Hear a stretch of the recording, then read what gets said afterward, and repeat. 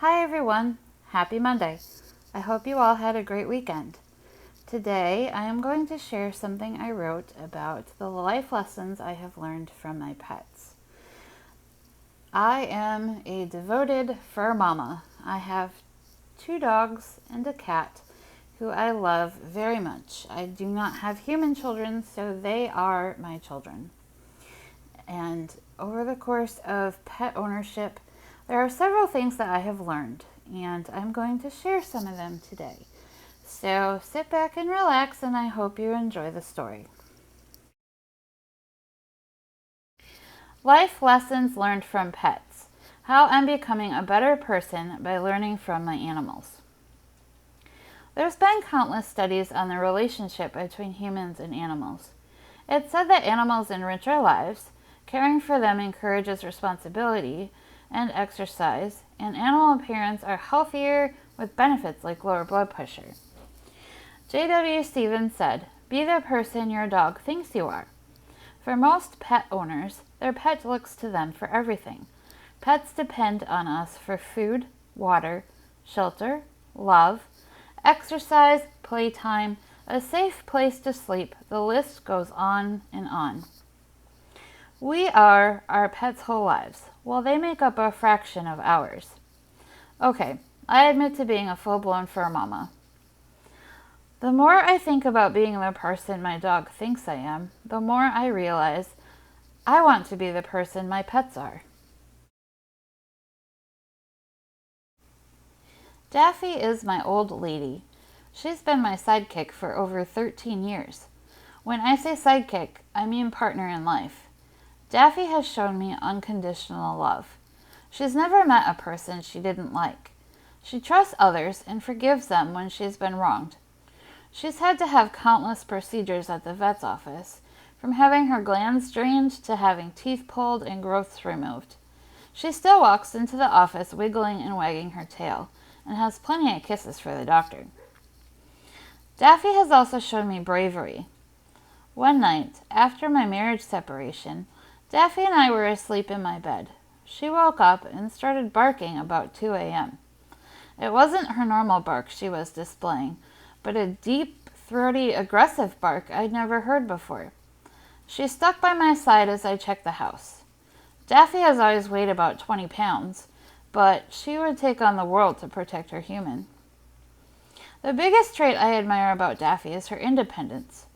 In her old age, she has slowed down. She's nearly blind, has some significant sinus issues, and sometimes not all of the legs work together. None of this slows her down. She figures out how to get everything done she wants to, and don't you dare try to help. If you coddle her, Duffy will snort and grunt at you until you let her do it herself. Duffy is unconditional love, bravery, adaptability, and perseverance, all wrapped up in an adorable package. Dopey was abandoned as a young pup. A neighbor saw him dumped out of a car and left. I tried everywhere to find his people, but unfortunately, it seemed to be his people that dumped him. I became his people. Dopey was named by my ex's nephew, who worked for Disney at the time. He went through several characters' names, and Dopey was the name this pup responded to. Dopey could be the poster child for anxiety. He was afraid of absolutely everything. He was slowly introduced to new experiences and praised for positive responses. I cried the first time a stranger in the pet store wanted to pet him, and he went out and said hello on his own. Dopey is very sensitive. His emotions are clear. He wears his heart on his paw. He loves to snuggle. He's also a character. I remember he came up to me once and put his head in my lap, giving me a cuddle. I leaned down and asked him for a kiss, but he turned around and put his butt in my face. Dopey has taught me the power of emotions. His affection is everything when he's snuggly. His sass makes me laugh when he's impatient. His fear when it storms makes me want to protect him. But most of all, his heart shows me no matter where you came from, love is possible. Stanley's mission in life is to take over the world. Stan showed up on the sun porch as an adolescent kitten. He began weaving in and out of my ex's feet. His affection told us he had a home, so we figured he had just been let out to wander, as so many people do with their cats. We were headed inside to let him go home, but Stanley wasn't having it. He was coming in too. If he could talk, I'm pretty sure he'd have said, "I live here now." When picked up, he felt awfully bony. A trip to the vet told us he had been out for quite some time.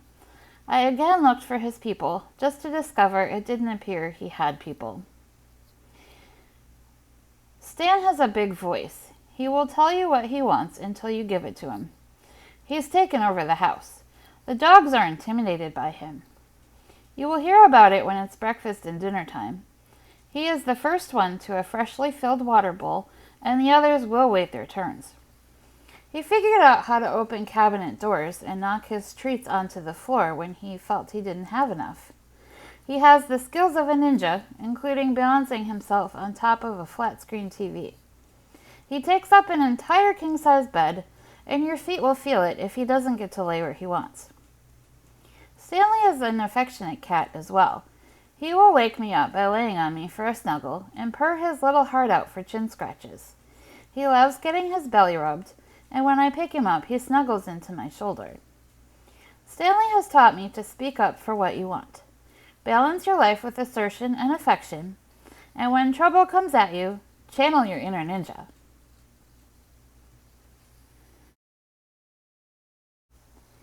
Animals all have unique personalities, just as people do.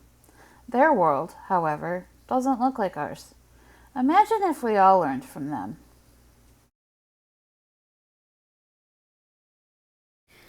Thanks for joining me today. You'll find the manuscript for my story on my blog at feathersfromabove.com. Please leave me a comment with some feedback for what you thought. And if you'd like to hear more motivation, some peeks of my novels, and some fiction stories, go ahead and hit subscribe so you don't miss anything coming up.